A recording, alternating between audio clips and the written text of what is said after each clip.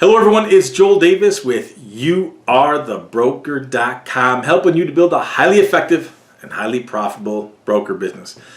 I want to share with you an outstanding video that was actually shared with us by one of our active licensees. Now, ironically enough, this active licensee actually started as an Amazon delivery driver, and it wasn't long before he realized, you know what, I'm just not going to see much of an ROI on this. That's when he abandoned that venture, found us, researched us, and has now started his own broker business, has a growing team of contractors headed in the right direction.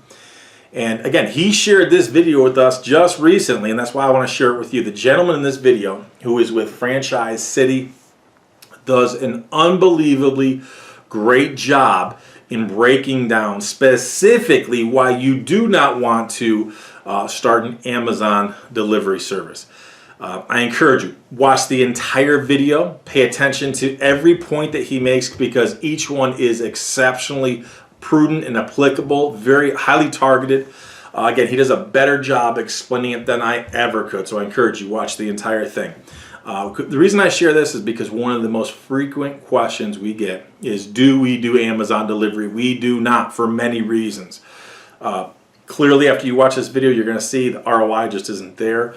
We don't do a lot of the small package delivery stuff because, again, the ROI just isn't there. So we don't chase the last mile delivery.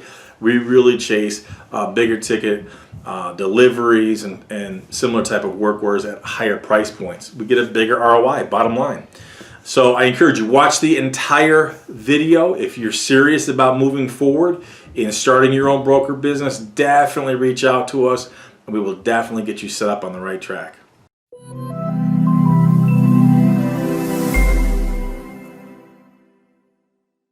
So the aspiring entrepreneur community is really buzzing about this new business opportunity. Amazon has apparently received thousands of applications already from excited people, and Amazon has placed orders for 20,000 vans. There's a lot of excitement here, and that can lead to people being less critical in their investment decisions. Now, before we begin, we love to see people leave the 9-to-5 and get started in their own businesses. I'm not going to bash the American dream, but always make prudent, educated decisions. Successful investments, regardless of the amount, require you to remain critical and not be propelled forward based only on your emotions. Let's get started. So we look at this and it looks like a great business. You've got a very low investment that starts at $10,000. You don't need any experience.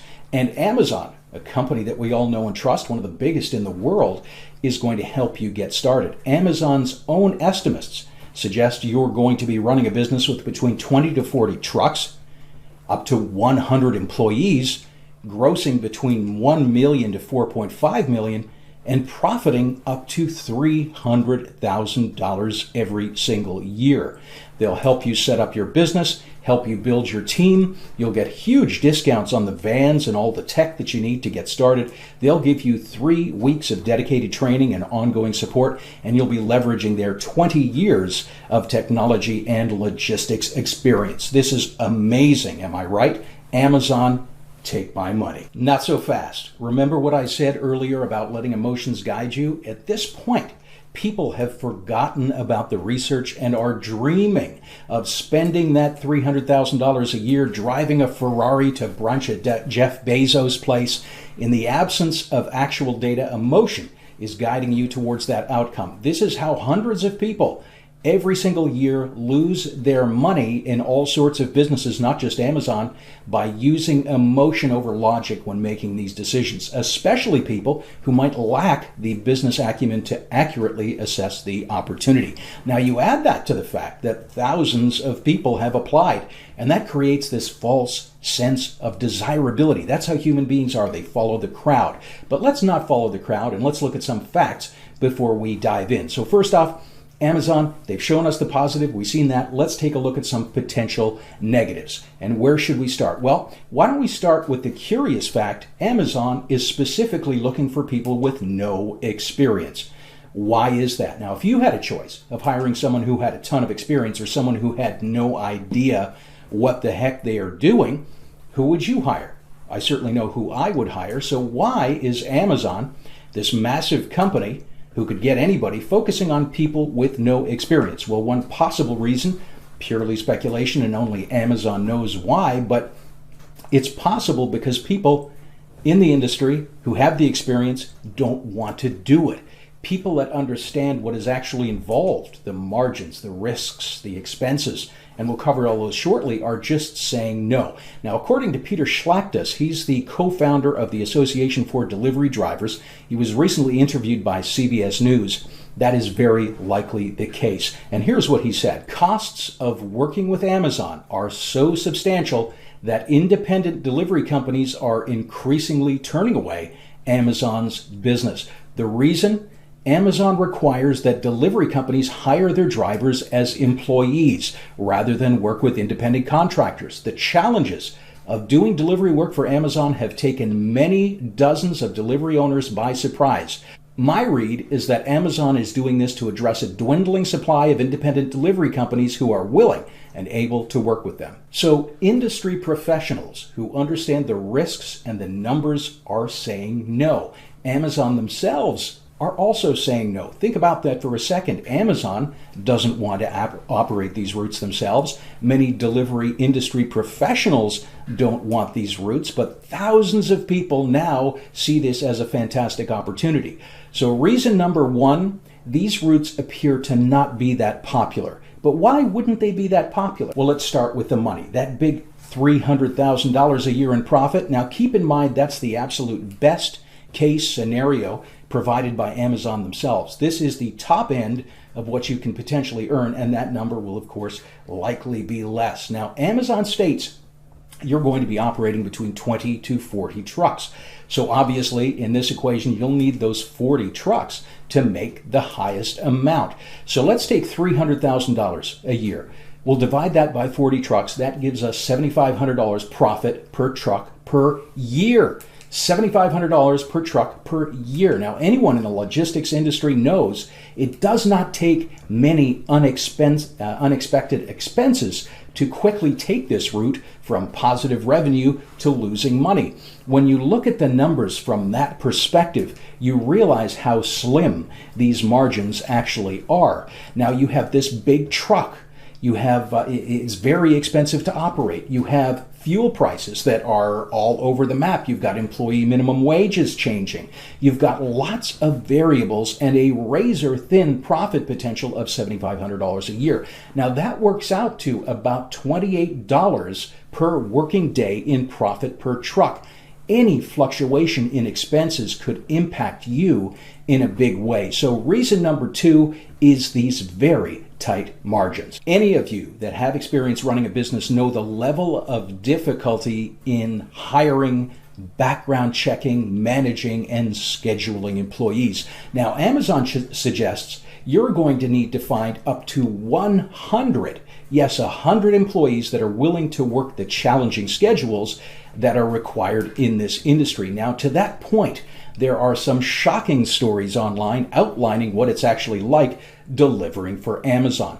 Business Insider recently spoke with 31 third-party Amazon drivers who described abuses like lack of overtime pay.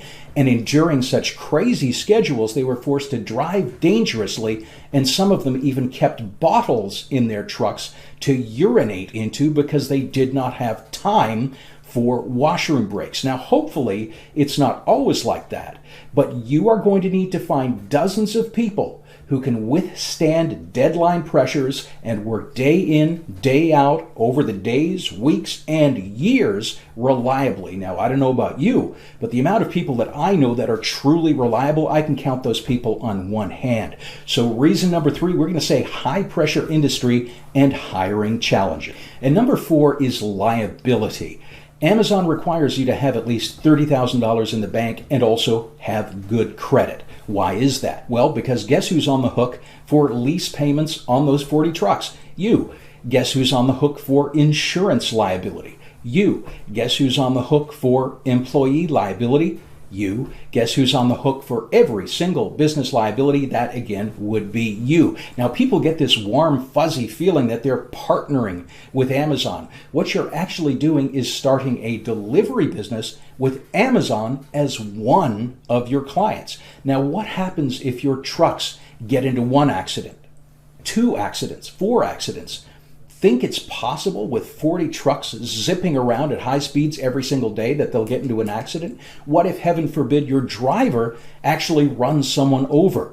Will your already slim margins of $7,500 a route per year accommodate these increased insurance premiums? And what happens if you actually lose Amazon as a client for whatever reason? I would suggest you consider the fact you are assuming all of the liability here, and accidents can and absolutely will happen. That can be very costly. Consider all the expenses on lease payments, insurance payments, employees' wages, workers' compensation, your rent, and everything else. That is no small number, and all of it is riding on this one single client. I'll post a link below to this Business Insider article entitled "Amazon Controls Legions of Delivery Drivers Without Paying Their Wages and Benefits." But I'll cover the high points from interviews with those who are in the business. This former Amazon logistics manager states the DSP contract labor model is absolutely to mitigate risk and not take on the cost and obligation to actually employ people, so Amazon can move and scale fast. The DSPs are under such a financial pinch, they are not always taking care of their vans or making sure they are keeping up standards. Now, a DSP owner said, "We were walking on eggshells." You don't want to make the guy angry that gives out the routes, because if you make him angry, he isn't going to give you the number of routes you want. People were buying lunches for people at Amazon to try and get more routes. Now, if you're in with Amazon, you can do no wrong. They'll give routes to those people. Amazon can also cut routes from underperforming companies, according to former Amazon managers and courier company owners. The companies were in constant fear of losing routes or having their contracts cut altogether. Amazon has all the power, and delivery service providers are afraid to push back. I could make a decision that I wanted to replace a company on Friday, and on Monday they would be out. Now, does that scare you? You are on the hook for 40 vans, 100 employees, and all of it is riding on this one single client. But hey, you know what? Amazon is known for being so nice, right? Number 5 is Amazon's reputation. Amazon is not exactly known for providing the world's greatest working conditions. It seems not a day goes by that I don't personally see another news story about Amazon workers enduring something else. Just Google Amazon working conditions yourself and see what is there. More urinating in trash cans, horror stories, skipping bathroom breaks to keep their jobs, ignoring injuries to keep their job. There are dozens of results here suggesting Amazon is not about to win any Employer of the Month awards. Now, if you have the perception that Amazon is just about encouraging up-and-coming entrepreneurs like you and not about doing what is financially best for Amazon, I would suggest you might rethink that. Amazon is looking after Amazon,